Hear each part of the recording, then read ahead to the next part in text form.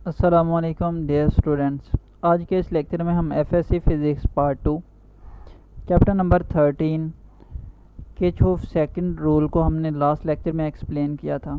आज के इस लेक्चर में हम उस प्रोसीजर को डिस्कस करेंगे जिस प्रोसीजर को यूज़ करते हुए हम सर्किट प्रॉब्लम्स को सॉल्व करेंगे, सर्किट्स का एनालिसिस करेंगे by using Kirchhoff second rule.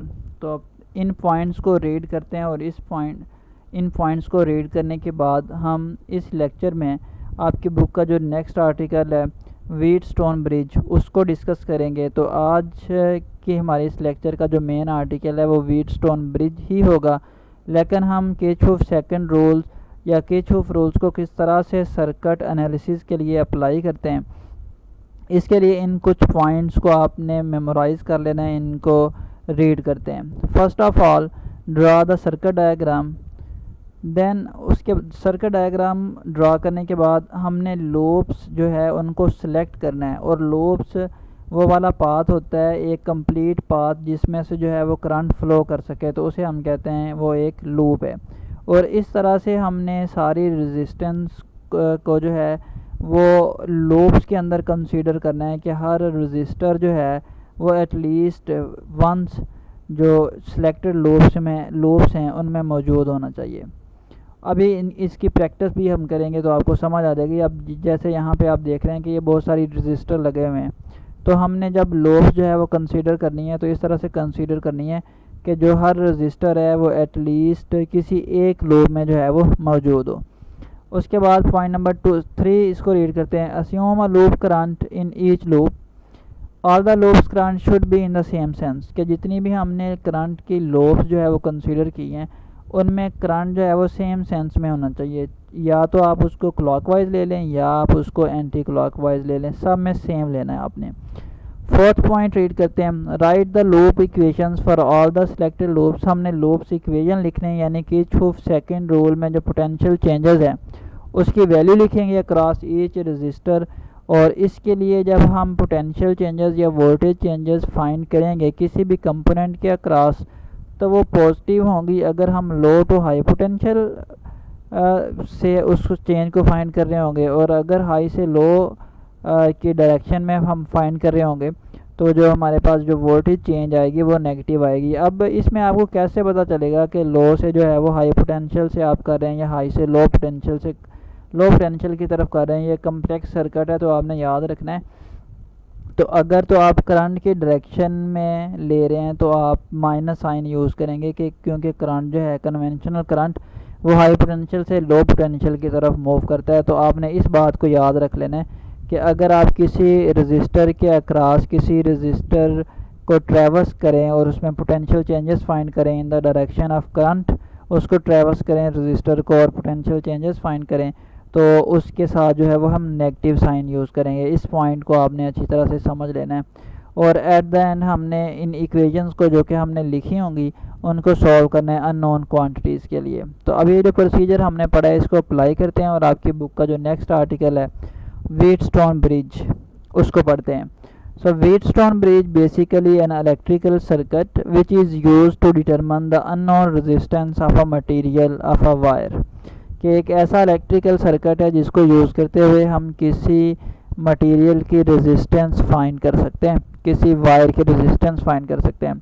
तो बात करते हैं इसकी कंस्ट्रक्शन पे। It consist of 4 register R1, R2, R3 and R4, जैसा कि आपको यहाँ पे नज़र आ रहा है। और ये वाली जो रेजिस्टेंस हैं ये कनेक्टेड है in the form of loop और मैश ABCDA। ये यहाँ पे ABCDA। उसके बाद जो पॉइंट B एंड D हैं उसमें एक सेंसिटिव गिलवानोमीटर को कनेक्ट किया जाता है, जैसा कि आप यहाँ पे देख रहे हैं। और जो हमारे पास पॉइंट A और C हैं यहाँ पे हम बैटरी को कनेक्ट करते हैं, और यहाँ पे हमारे पास एक स्विच S है। तो ये इसकी कंस्ट्रक्शन है सादा सी व्हीटस्टोन ब्रिज की। उसके बाद वर्किंग देखते हैं। तो जैसे ही हम स्विच को क्लोज करेंगे तो सर्किट में से करंट फ्लो करेगा और गिलवानोमीटर डिफ्लेक्शन शो करेगा। हमने वो बैलेंसिंग कंडीशन फाइंड करनी है जिसमें गिलवानोमीटर कोई डिफ्लेक्शन शो ना करे। इसका मतलब कि गिलवानोमीटर में से जो पास करने वाला करंट है वो ज़ीरो है, वो ज़ीरो होगा जब गिलवानोमीटर कोई डिफ्लेक्शन नहीं शो कर रहा होगा। अब गिलवानोमीटर कब डिफ्लेक्शन शो नहीं करेगा? जब इसमें से करंट पास नहीं करेगा। तो इसके लिए ज़रूरी है कि जो हमारे पास पॉइंट बी है और पॉइंट डी है वो सेम पोटेंशियल पे आ जाए। तो फिर हम कह सकते हैं कि जो गिलवानोमीटर में से पास करने वाला जो करंट है वो ज़ीरो है। या हम इसको इस तरह से भी सोच सकते हैं कि अगर हम जो अपवर्ड करंट जा रहा है वो इक्वल आ जाए डाउनवर्ड करंट के, तो तब भी जो नेट करंट है गिलवानोमीटर में से वो ज़ीरो होगा और गिलवानोमीटर कोई भी डिफ्लेक्शन शो नहीं करेगा, यानी दोनों करंट एक दूसरे को कैंसिल आउट कर देंगे। तो इसकी वर्किंग के लिए हम इस 3 लूप्स कंसीडर करते हैं, जैसा कि हमने इसके प्रोसीजर में पढ़ा था कि किरचॉफ रूल्स को हमने किस तरह से जो है वो अप्लाई करना है। तो सबसे पहले तो हमने चॉइसेस ऑफ लूप्स इस यानी लूप्स को सिलेक्ट करना है। उसके बाद हम लूप्स करंट यानी ये तय करेंगे कि हमने करंट क्लॉकवाइज लेना है या एंटी क्लॉकवाइज। उसके बाद लूप इक्वेशन लिखेंगे। ये जो 3 स्टेप्स हैं ये मेन स्टेप्स हैं और इम्पोर्टेंट स्टेप्स हैं। तो सबसे इसका जो फर्स्ट स्टेप है यानी चॉइस ऑफ लूप्स, तो हम 3 लूप्स जो है वो यहाँ पे कंसीडर करते हैं। 3 लूप्स इसलिए कंसीडर किए हैं कि इसमें हर रजिस्टर जो है वो एटलीस्ट वंस जो है वो इंक्लूड है और 3 पाथ्स ऐसे हैं जिसमें से करंट फ्लो कर सकता है। जो फर्स्ट लूप हमने कंसीडर की है वो ABDA है, यानी ABD एंड A ये वाली लूप। उसके बाद जो सेकंड लूप कंसीडर की है वो DCBD है, यानी DCB एंड D। और जो थर्ड लूप है वो हमारी AC ये वाली लास्ट लूप है, CDAC ये वाली लास्ट लूप हमारे पास जो बैटरी के साथ यहाँ से कंप्लीट हो रही है। अब हमारा जो स्टेप 2 है यानी किरचॉफ रूल जो है, स्टेप 2 में हम ये डिसाइड करेंगे कि ये जो लूप्स हमने कंसीडर की हैं इनमें जो करंट है वो हमने कैसे लेना है, क्लॉकवाइज या एंटी क्लॉकवाइज। तो हम इन सब लूप्स में एंटी क्लॉकवाइज करंट को कंसीडर करते हैं, यानी I1 जो फर्स्ट लूप में से पास करने वाला करंट है ABDA में से, और जो I2 है वो सेकंड लूप यानी DCBD में से पास करने वाला करंट है, और जो I3 है वो जो थर्ड लूप है CDAC उसमें से पास करने वाला करंट है। और ये सारे के सारे करंट एंटी क्लॉकवाइज डायरेक्शन में हमने अस्यूम किए हैं। आप इसको क्लॉकवाइज डायरेक्शन में भी अस्यूम कर सकते हैं। उसके बाद हम जो स्टेप नंबर मैंने इम्पोर्टेंट बताया था 3 उसको यूज़ करते हैं और पोटेंशियल चेंजेस की वैल्यू फाइंड करते हैं, पोटेंशियल चेंजेस को लिखते हैं। सबसे पहले हम लूप नंबर 1 जो हमारी ABDA है इसके लिए जो करंट I1 हमने एंटी क्लॉकवाइज डायरेक्शन में कंसीडर किया है, तो इस लूप के लिए हम किरचॉफ रूल इस लूप पे अप्लाई करते हैं और पोटेंशियल चेंजेस की वैल्यू फाइंड करते हैं। आप किसी पॉइंट से भी स्टार्ट कर सकते हैं इस लूप की। मैं पॉइंट A से स्टार्ट करता हूँ और D की तरफ जाता हूँ, यानी जो हमारे करंट की डायरेक्शन है I1 वो एंटी क्लॉकवाइज है। तो करंट की डायरेक्शन जो है वो इस रजिस्टर में से जो I1 करंट है वो इस डायरेक्शन में फ़्लो करेगा, ये I1 की डायरेक्शन है।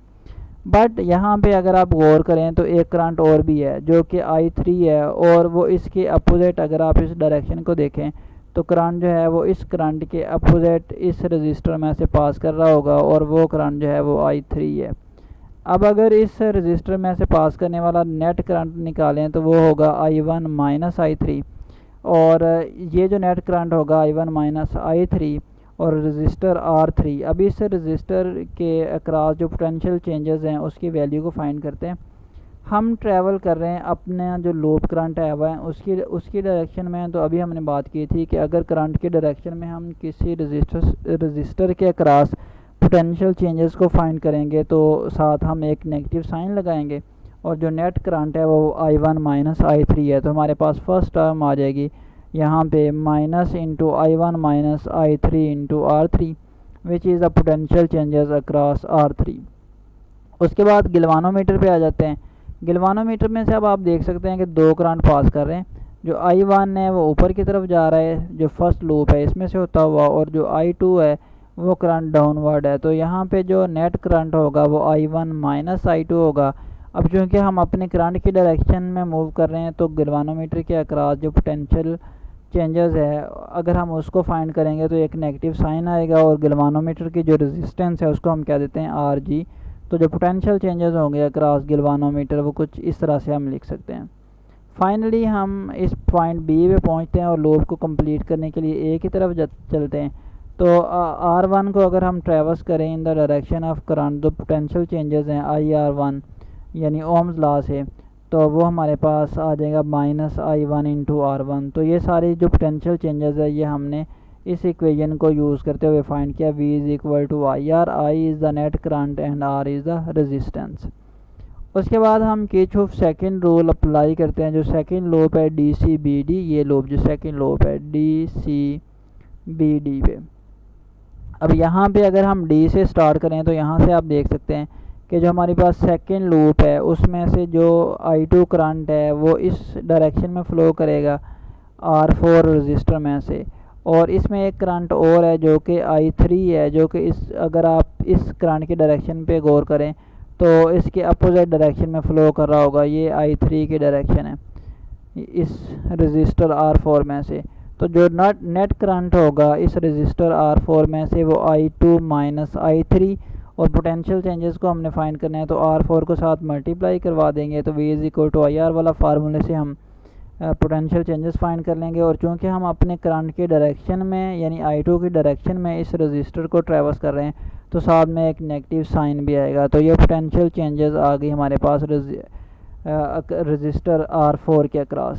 तो उसके बाद अगर हम R2 की बात करें तो इसमें से एक ही करंट पास करता है, और अगर करंट की डायरेक्शन में पोटेंशियल चेंजेस को फाइंड करें तो वो इक्वल आएगा -I2R2, माइनस इस वजह से कि हम करंट की डायरेक्शन में पोटेंशियल चेंजेस को फाइंड कर रहे हैं, रजिस्टर को ट्रेवर्स कर रहे हैं।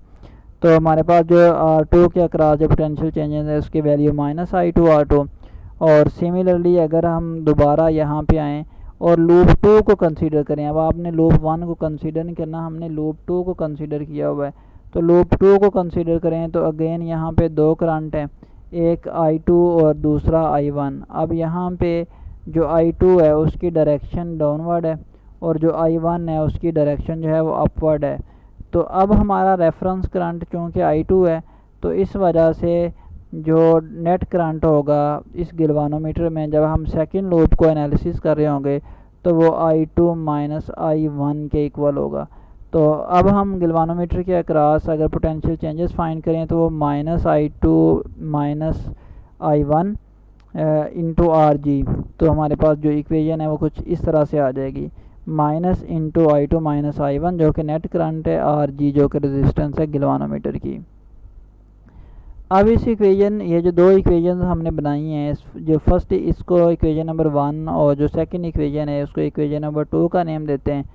और गिलवानोमीटर जो है वो कब डिफ्लेक्शन शो नहीं करेगा, जब इसमें से पास करने वाला जो करंट है वो ज़ीरो हो, या हम यूँ भी कह सकते हैं कि जो डाउनवर्ड करंट है यानी I2 और I1 उन दोनों की जो वैल्यूज़ हैं वो इक्वल हैं, तो गिलवानोमीटर कोई भी डिफ्लेक्शन शो नहीं कर रहा। तो यही बैलेंसिंग कंडीशन है, इसी को हमने अचीव करना है। ये वाली कंडीशन अगर हम इन दो इक्वेशंस के अंदर सब्स्टिट्यूट करें यानी I2 जहाँ भी हो उसको रिप्लेस कर दें I1 से, यानी I2 को I1 से रिप्लेस कर दें तो ये जो टर्म है ये ज़ीरो हो जाएगी, ये टर्म ज़ीरो हो जाएगी। और इसी तरह से ये जो टर्म है फर्स्ट इक्वेशन में, ये जो मिड वाली टर्म है ये ज़ीरो हो जाएगी अगर हम I1 और I2 को इक्वल लेते हैं। तो ये प्लस और माइनस के I1 कैंसिल हो जाएंगे। तो हमारे पास जो इक्वेशन बचेगी वो कुछ इस तरह से आएगी। अब इन इक्वेशंस को हम थोड़ा सा सिंप्लीफाई करते हैं, यानी -I1R1 को अगर हम राइट साइड पे ले जाएं तो यही इक्वेशन की फॉर्म जो है वो इस तरह से बन जाती है। और इसी तरह से इस इक्वेशन में -I2R2 को राइट साइड पे ले आएँ तो वो पॉजिटिव की वैल्यू हो जाएगी और जो इक्वेशन है वो कुछ इस तरह से आ जाएगी। उसके बाद ये जो दोनों इक्वेशंस हैं 5 और 6, 5 इक्वेशन को इक्वेशन नंबर 6 से डिवाइड करते हैं। तो डिवाइड करने के साथ अभी ये जो हमने एक कंडीशन लगाई थी कि जब I2 और I1 इक्वल होगा तो गिलवानोमीटर कोई भी डिफ्लेक्शन शो नहीं करेगा, यानी व्हीटस्टोन ब्रिज बैलेंस होगा। तो इसमें हम ये भी सब्स्टिट्यूट कर देते हैं कि जहाँ पे I2 है उसकी जगह I1 लिख देते हैं। तो ये जो I1 यानी I2 के इक्वल है, तो ये फिर कैंसिल आउट हो जाएगा I1 और यहाँ से भी अगर हम I1 और I2 को इक्वल सब्स्टिट्यूट करें, यानी यहाँ पे I2 नज़र आ रहा है उसकी जगह I1 लिखें, तो ये वाली टर्म भी जो है वो कैंसिल आउट हो जाएगी। और हमारे पास जो इक्वेशन बचेगी वो सिंपली बचेगी R1 over R2 and R3 over R4। अब इनमें से अगर एक रजिस्टर की जो रेजिस्टेंस है वो अननोन है, लेट्स से कि R4 जो है वो अननोन है, तो हम ये जो हमारे पास रिमेनिंग रजिस्टर्स होंगी R1 और R2 और R3, इसको इस तरह से एडजस्ट करेंगे कि जो हमारे पास गिलवानोमीटर है उसकी डिफ्लेक्शन ज़ीरो है, यानी कोई डिफ्लेक्शन शो नहीं कर रहा। तो उसके बाद हम इस इक्वेशन को यूज़ करते हुए जो अननोन रेजिस्टेंस है R4 उसकी वैल्यू को सब्सिट्यूट कर सकते हैं, जबकि हमारे पास R1, R2 और R3 की वैल्यू जो है वो नॉन होंगी। तो यहाँ से हमने सीखा कि इलेक्ट्रिक जो व्हीटस्टोन ब्रिज है वो एक ऐसा इलेक्ट्रिकल सर्किट है जिसको हम यूज़ करते हुए हम किसी भी वायर की अननोन रेजिस्टेंस फाइंड कर सकते हैं। उसके बाद ये जो हाईलाइटेड वर्ड्स हैं इनको आपने रीड कर लेना है। ये वही बातें जो कि अभी हमने यहाँ पे की हैं, और इसमें मेन इंपॉर्टेंट जो है वो इक्वेशन है और इसकी सर्किट डायग्राम है, उसको लिखना। इक्वेशन लिखने के लिए आपने कंफ्यूज नहीं होना, जस्ट आपने इस बात को याद रखना है कि जब हम करंट की डायरेक्शन में किसी भी रजिस्टर को ट्रेवर्स करेंगे तो उसके अक्रॉस जो पोटेंशियल चेंजेस है वो नेगेटिव होंगी, और जब ऐसी रजिस्टर के अक्रॉस पोटेंशियल चेंजेस फाइंड करेंगे जिसमें से दो करंट पास करें, जैसा कि R3 में से I1 और I3 पास कर रहा था, तो हम अपना जो रेफरेंस लूप का करंट होगा उसमें से जो दूसरा करंट है उसको माइनस कर देंगे और वो हमारे पास नेट करंट आ जाएगा। और सेकंड रूल जब हम किरचॉफ का अप्लाई करेंगे तो किसी एक पर्टिकुलर लूप पे, तो जो सारे अलजेब्रिक सम होगा पोटेंशियल चेंजेस का उसको ज़ीरो के इक्वल लेंगे। तो इसको हमने थोड़ा सा रिकॉल भी कर लिया। तो इस लेक्चर में इतना ही, थैंक यू।